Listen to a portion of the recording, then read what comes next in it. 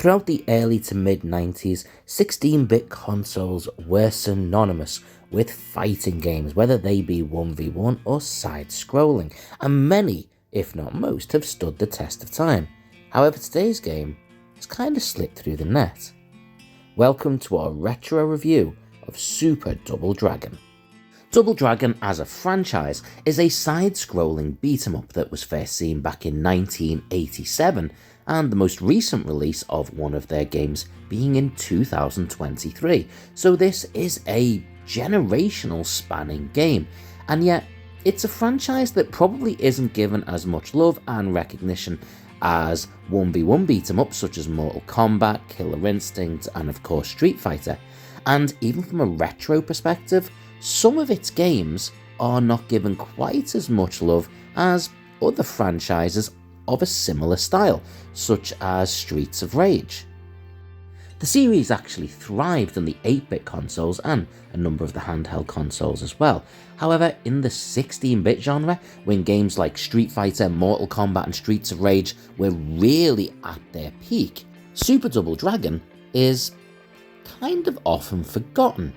We got a recent re-release of it on the PlayStation 4, and it's only from that I really decided to go back and have a look at this game and see why maybe it doesn't get quite as much love and recognition as maybe it deserves.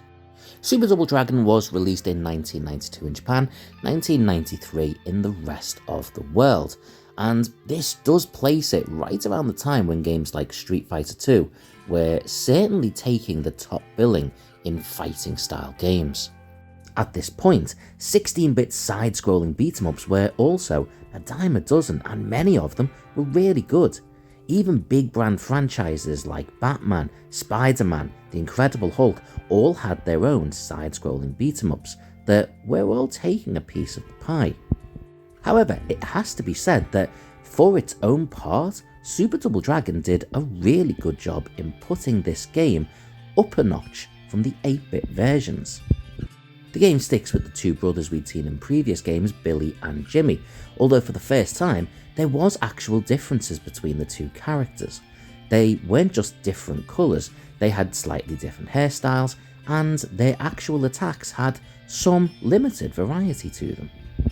The gameplay remained pretty much the same as it had in previous versions of the game, however there wasn't a great deal to fix. It gave a little bit more variety. You didn't just move left, right and up and down the screen, there was also elements where you jumped up levels, and the environments, both graphically and creatively, were pretty damn good. There was a range of attacks, kicks, punch, grabs, throws, and you could actually block for the first time. A lot of the environments were interactive, things could be broken, weapons could be picked up, and there was even a speed ball at one point that your character can actually hit and make move. That bit always made me chuckle. However, there were some limitations to both the graphics and the gameplay. Let's be honest, all side-scrolling beat-em-ups are repetitive. That's just nature of the beast, really, it can't be helped. There wasn't a great deal of variety to what you actually did, but I don't think that can be really a criticism of this game specifically.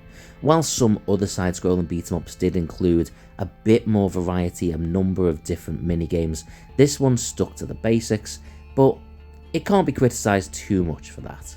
One thing that I did find slightly irritating with this, and all games of this type, were the repetition in the villains that we fight. A lot of them are the same person in maybe different colours, and sometimes you can have multiples of exactly the same character on your screen at the same time. That I always found a little bit unforgivable. And next, we have to talk about the audio, the soundtrack. Knock knock, I hope you don't mind me intruding in. It is your friend Raza is Retro. Oh, hi Raza. What are you doing here? Well, what's brought you into the middle of my retro review? Super Double Dragon. You already know this game is super important to me. It has a big significance in my gaming history, if you will. A game that was very special to me and my brother Sean.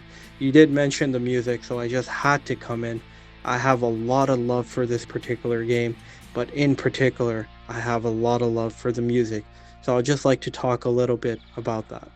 Oh, sure, dude. Yeah. Carry on. Guys, Raza is retro to talk a little bit about the soundtrack for Super Double Dragon.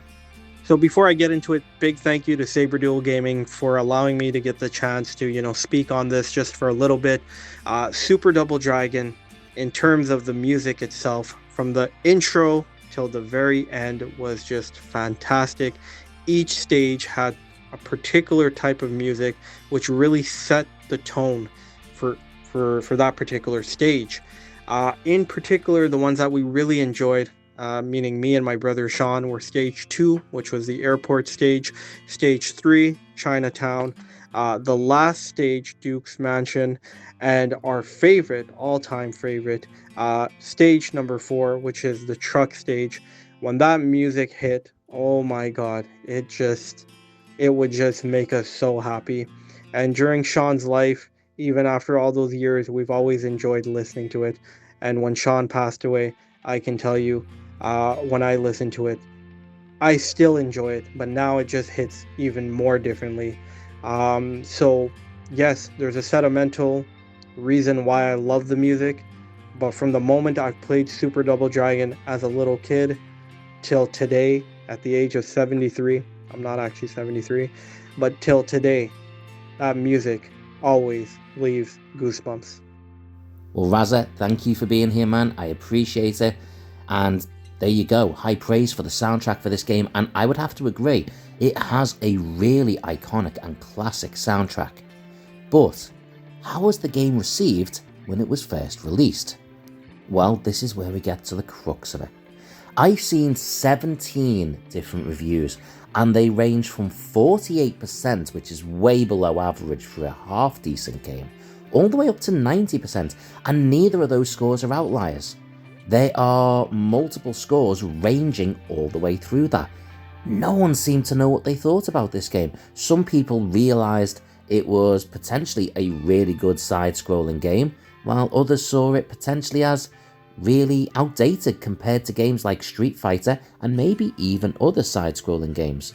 Perhaps people thought they expected a little bit more given the massive leap up from the 8-bit to 16-bit consoles. Regardless of the reason, some people clearly saw this game as the peak of side-scrolling beat-em-ups, whilst others saw it as a bit of a relic of the past. But what about now? How does this game hold up to modern scrutiny? Well, honestly, it probably holds up better to modern scrutiny than it did at the time. The problem was, I was there at the time, and guess what? I had a Super Nintendo, and guess what? I had no interest in Super Double Dragon. The reality was, it did feel like a little bit of a relic at the time. Now that doesn't mean it wasn't fun, it doesn't mean it wasn't a good game, but it didn't quite grab the attention in the same way that a game like Street Fighter 2 did. It didn't grab the attention in the same way as a game like Streets of Rage did. And as a comic book fan, I was awash with side-scrolling beat-ups. I had Batman Returned, I had Spider-Man, I had Hulk, I had Robocop games. There was so many of this type of game that Double Dragon felt a touch dated.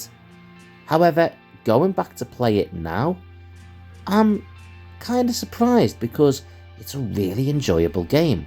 The graphics really have that beautiful retro feel to them, and I think they were pretty good graphics at the time. I would say, however, that maybe its stiffest competition, which wasn't on the Super Nintendo by the way, was Streets of Rage, which had a little bit more edge to it. Streets of Rage gave you more characters to choose from. You had a little bit more you could actually do, including those sort of specials where you call the police officer in to attack. There was a little bit more going on. Streets of Rage just felt a bit more edgy, and so, for a lot of reasons unfortunately, Super Double Dragon was a little bit samey. However, going back to play it now, I can really appreciate it and really enjoy it. It's a lot of fun. The graphics are nice, and I will confirm, as Raza said before, the soundtrack to this game is incredible. It is so good. It's a lot of fun to play. I just think there was a very good reason why it wasn't received as unanimously positively at the time as maybe it would be looking back, and perhaps that's also why it doesn't get quite as much retro love as it deserves. Retro love is built on what we thought about games at the time, and for a lot of people, there was just too many other games going on that potentially beat it. That said, this game is still a lot of fun, and I really enjoyed going back to play it. Super Double Dragon is a really fun game, regardless of what competition it had, and it did have a lot. It's still a lot of fun to play now. When I'm rating this, I know I gave the original Double Dragon a 6.5 out of 10, and I believe I gave Streets of Rage a 7 out of 10. Realistically, I think this sits somewhere between the two, but given the excellent music, I'm going to give it the benefit of the doubt and give it a 7 out of 10, same as Streets of Rage. I also want to give a big thank you and shout out to Razza Is Retro for helping me with this review, and also for bringing my attention to this game with one of his great challenges. I'm going to put a link to that challenge down below so you can check that video out, and I'm going to put a link to Raz's channel down in the bio as well, so go and check him out too. What did you think? Have you played Super Double Dragon? Let me know what you thought of this game. Have I overrated it? Have I underrated it? Let me know in the comment section down below. And if you think you know why maybe it doesn't get as much love as it deserves, let us know that too. Until next time, take the high ground.